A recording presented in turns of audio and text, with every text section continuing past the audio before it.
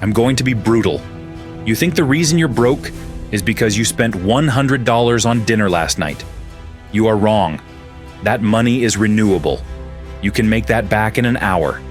The reason you are broke is because of what happened at 11 a.m. this morning.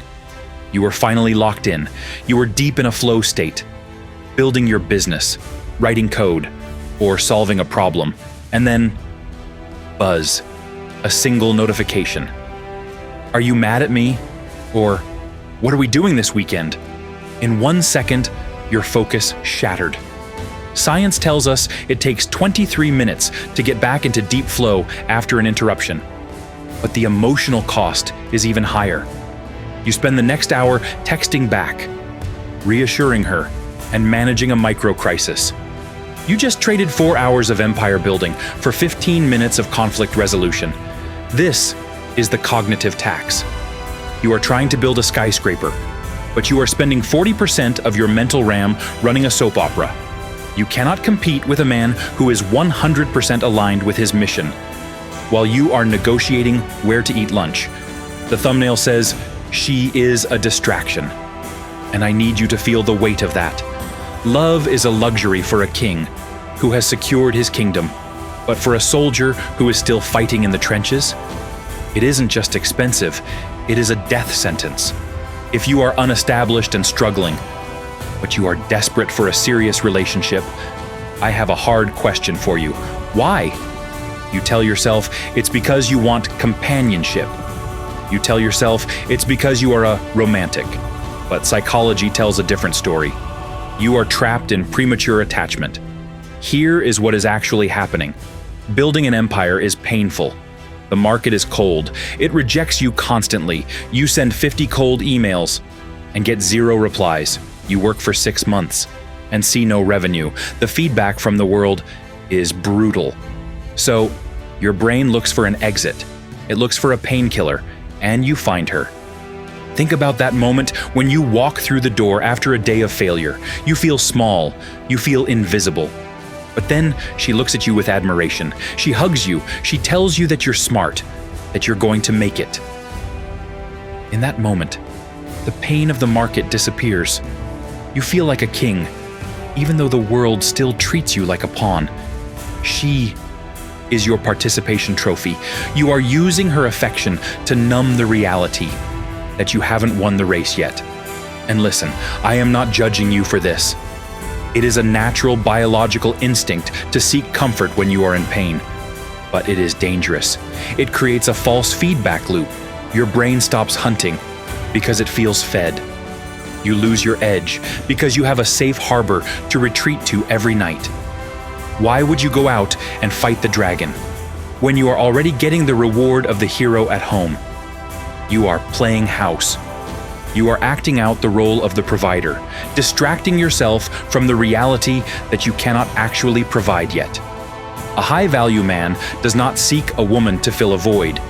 He seeks a woman to join a mission. But right now, you are using a person as a bandage, and while you are busy extracting dopamine from her, your actual power is leaking out of the bucket. I'm going to be brutal because I need you to see this. The problem isn't that relationships cost money. The problem is that they cost bandwidth.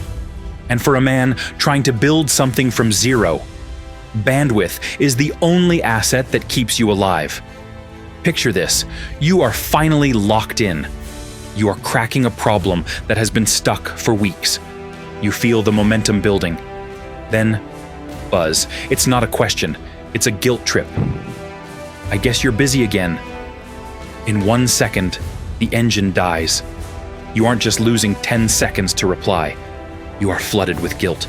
You stop building the empire to manage a micro-crisis.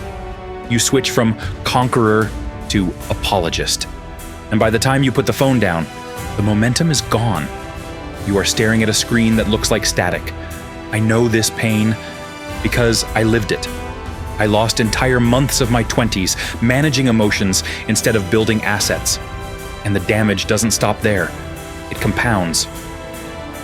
Think about the emotional hangover. You have a fight on Tuesday. It's resolved in an hour. But the next morning, you wake up heavy.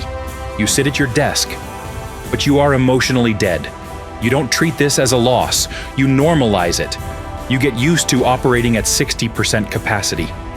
That is how the erosion happens. You don't lose your future in a single day. You lose it in the thousands of hours you spent in a mental fog.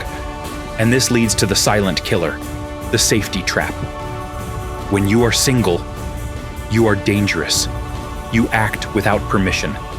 You take risks that make no sense because you have nothing to lose.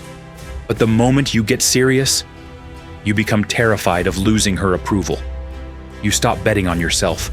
You start playing it safe because you want to keep the relationship stable. You trade your edge for her applause. And here is the ultimate tragedy. You give her your time. You answer every text instantly. You play the good boyfriend. And slowly, you see the light go out in her eyes. She fell in love with your potential, but she gets bored by your safety. She leaves you, not because you didn't love her, but because she lost respect for a man who was willing to sacrifice his mission just to keep her happy. She didn't want a servant, she wanted a king. But here's the twist. Not all women drain you. The truth is far more dangerous than that. There are women who help you build. There are women who bring peace instead of chaos. But let's be honest, you aren't ready for them. In the game of empire building, there are two types of partners, multipliers and dividers. You need to know the difference. A divider subtracts from your focus. She sends you 20 emotional texts during your work hours because she is bored. She invents crises you have to solve. She punishes you for focusing on your mission. A multiplier adds to your focus. She protects your calendar. She shields you from noise. She brings solutions, not problems. So, the obvious question is, why don't I just find a multiplier? Here is the harsh reality check. You haven't earned a multiplier yet. High-value women, the ones who are smart, loyal, and capable, are not looking for a project. They are looking for a peer. A multiplier is not attracted to a man who isn't multiplying anything. If you are broke, unestablished, and anxious, you do not attract queens. You attract managers. You attract women who want to fix you because it gives them a sense of purpose. You attract women who want to mother you because it gives them a sense of control. You don't attract what you want. You attract what you are. If your life is chaotic, you will attract chaos. I learned this the hard way. I believed the fantasy of the ride-or-die chick who would starve with me in the trenches. But the truth is, financial stress acts like acid on a relationship. No woman wants to be the emotional parent of her man. Eventually, she gets tired of the mud. You are trying to put a roof on a house that has no walls. You are trying to find a queen when you are not yet a king. And if you try to skip the building phase to jump straight to the ruling phase, you will lose both. The strategy is not to hate women. The strategy is to sequence your life. Secure the asset first, then secure the partner, because the wrong partner doesn't just slow you down, she sinks you. I am not asking you to become a monk. I am asking you to enter a war room. You need to implement the build first protocol. This is not an arbitrary timeline. This is a hyper-accumulation phase. It lasts exactly as long as it takes for you to reach escape velocity, where your assets generate enough freedom that you no longer have to trade your soul for a paycheck. During this phase, you consciously remove romance from your priority list to reclaim your cognitive bandwidth. You stop swiping. You stop talking stages. You stop trying to impress women at bars. You take all that energy, the time, the money, the emotional capacity, and you reallocate it. Think about the compounding effect of that energy transfer. The $200 you would spend on a dinner date to impress a stranger, you put that into paid ads for your business. The 3 hours you would spend texting, you put that into learning a high-income skill. The mental energy you would spend analyzing her mixed signals, you put that into analyzing market signals. When you do this, you stop bleeding resources. and start stacking them. I know the fear. You think, but I'll miss out on my 20s. You aren't missing out. You are investing. Here is the reality of the divergence. Take two men at 22. Man A chases women. He spends his energy trying to be liked. Man B builds the empire. He spends his energy becoming competent. By the time they hit 30, they aren't just in different tax brackets. They are different species. Man A is exhausted, broke, and competing with every other average guy for attention. Man B walks into the room, and the air changes. He has resources, he has status, he has the quiet confidence of a man who has conquered himself. He doesn't have to chase. He doesn't have to beg. He doesn't have to play games. He becomes the prize. This is the ultimate hack. By delaying gratification now, you guarantee that you never have to settle later. You are not giving up on love. You are preparing for it.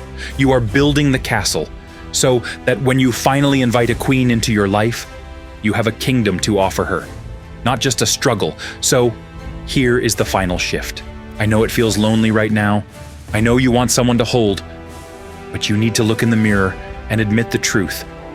You are not ready. You think you are looking for love, but right now, you are looking for a crutch. You are suffering from the comfort addiction. You crave soft spaces, cuddles, validation, and reassurance because the world is too hard on you. You want a woman to be your emotional painkiller, but a man who needs a painkiller cannot lead. If you date her now, while you are unestablished, you will make her the center of your universe because you lack a mission of your own. Without a mission, the woman becomes the mission. You will overinvest. You will crumble the moment she sends a cold text. You will tolerate disrespect just to avoid the silence of your own mind. You think a partner will support you. That is the fantasy problem. A woman cannot support a man who cannot stand on his own 2 feet. If you bring her into your life now, you aren't offering her a king. You are offering her a fixer-upper. You are asking her to be your emotional janitor because you haven't built your own kingdom yet. The most romantic thing you can do for your future wife is to stay single right now. You owe it to her to kill your neediness first. You owe it to her to become a man who doesn't need her validation to breathe. You owe it to your future family to be a man who has already conquered the mountain, not a man who is still dying on the slope. The menu for your life is being written. You can choose early comfort and become a servant to a relationship you can't afford, or you can choose delayed glory.